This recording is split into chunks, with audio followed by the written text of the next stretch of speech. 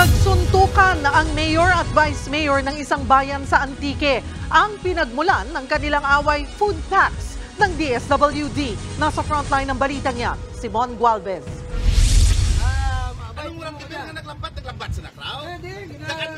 Sa video na ito, makikita ang dalawang lalaking nagsasagutan sa gilid ng isang truck sa Tobias Fournier sa Antique. Ang isa sa kanila, si Mayor Ernesto Tahanlangit III at ang kaaway niya naman, ang Vice Mayor niyang si Jojo Fournier. Ilang sandali lang, sumakay ng truck ang vice alcalde at pinaandar ito.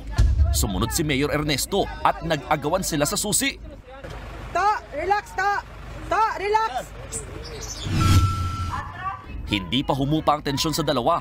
Bumaba pa sila at lumipat sa likurang bahagi ng truck. Makikita ang kahon-kahong food packs na sakay nito. Sinubukang isara ni Vice Mayor Fournier ang pinto ng truck nang biglang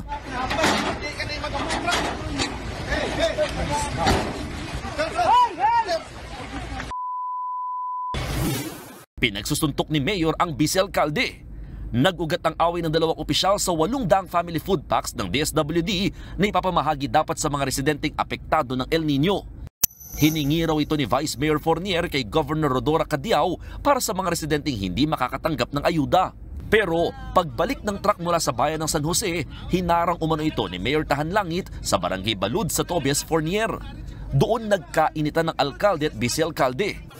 Sa isang Facebook video, sinabi ni Mayor Tahanlangit na pinilit ng vice-alkaldeng idiretso sa kanyang food packs. Nang malaman niya raw na parating na ang food packs, pinunta niya raw ito para ilagay sa social hall.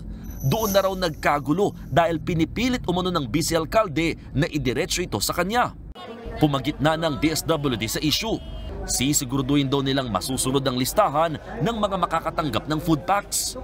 Kahapon, ipinamahagi na rin sa mga residente ng Tobias Fournier ang food packs mula DSWD.